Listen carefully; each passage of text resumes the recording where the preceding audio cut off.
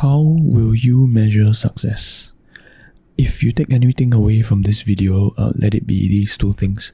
Firstly, you can determine success on your own terms. You need to define it for yourself, what it means to you. Secondly is whatever you determine success means to you, it should dictate how you live your life, and it will have downstream effects affecting your happiness overall and your quality of life. Now on the first point, you are the one who determines what success means to you. It's in our human nature to compare with other people, especially so in this social media world that we live in. In doing so, we could be using other people's markers for success as proxies for our own markers of success. And while that may be fine to you, we like taking the space and the time to think for ourselves, what does success really mean to us?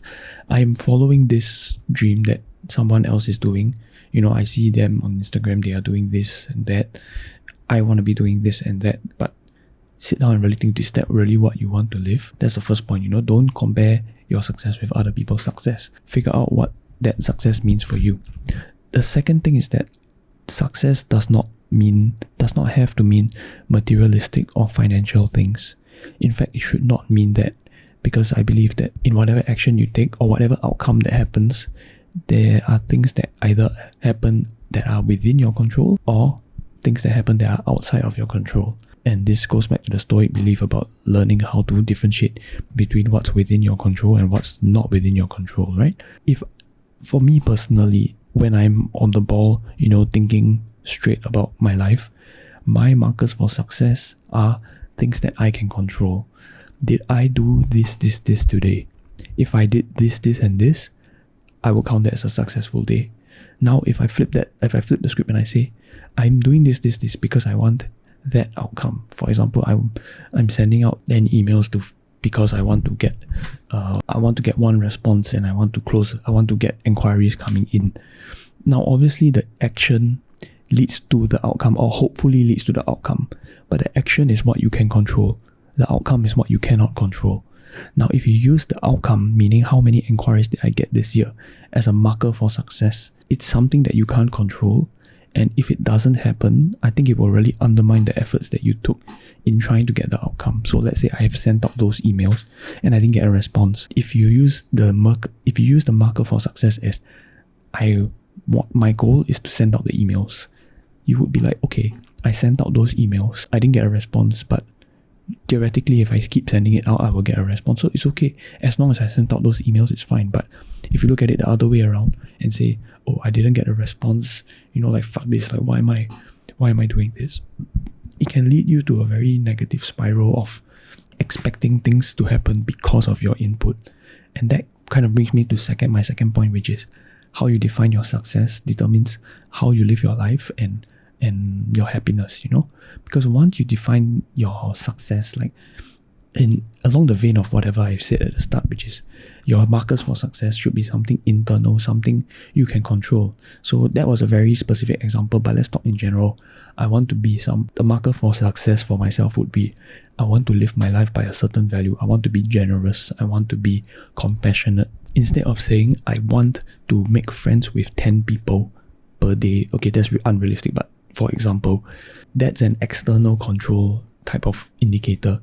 What you can say is, I want to be someone who is approachable and who is proactive in sparking conversation with people. And by having that as a goal, you focus yourself on the action of, taking the step to the outcome rather than the outcome itself. I spoke to 5 people today. I didn't get anyone who gave me a good response, but at least I spoke to these 5 people.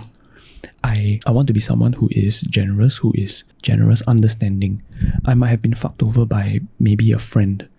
Maybe I lent them some money, but they didn't pay me back. Instead of saying, fuck, I lost that money, I can say, it's okay that I lost the money, because I have defined for myself that I want to be someone who is generous and who is helpful to people, and that for me is a success. So if you put too much of your success indicators on things that are outside your control, things like how much sales you bring in, how your body looks after a few times of gymming, how fast your running timing is, things like that. If you don't hit those goals, you're gonna be really upset. So Of course, it's good to have goals, but what you need to really focus on, what you need to live your life by is not, I want to be 15% body fat. It is, I want to hit the gym 4 times a week and eat a healthy, balanced lifestyle type of meal. Because once you put that as your indicator for success, then you can be really quote-unquote successful. In doing those small steps of success, you will ultimately reach the outcome that you desire. But if you use that outcome, if you hold it in such esteem, it will always have power over you. That's why when you ask this question, how will I measure my life? I think it's really beneficial for you to look at qualities and values that are within your control, like what kind of person you want to be, what kind of employee you want to be, what kind of friend you want to be, what kind of son, daughter, father, mother you want to be. And those types of questions will really guide you to the way you live your life. At the end of the day, you can say that I have lived up to the values and that therefore it is successful, and that gives you that sense of accomplishment of I have lived today as how I intended to live, and that is a success, rather than saying that I didn't get this outcome or that outcome. So once you have defined that for yourself, what success means to you, you can hold that as like a moral compass, as a north star. That's why I think it's really important for people to define for themselves what success means to them. I live in Singapore, and this society values a lot of productive output, which I get. I totally get. We have one of the highest GDPs per capita in the world. And, we are a small island with no resources, and we need to bring foreign capital and all that in for us to grow.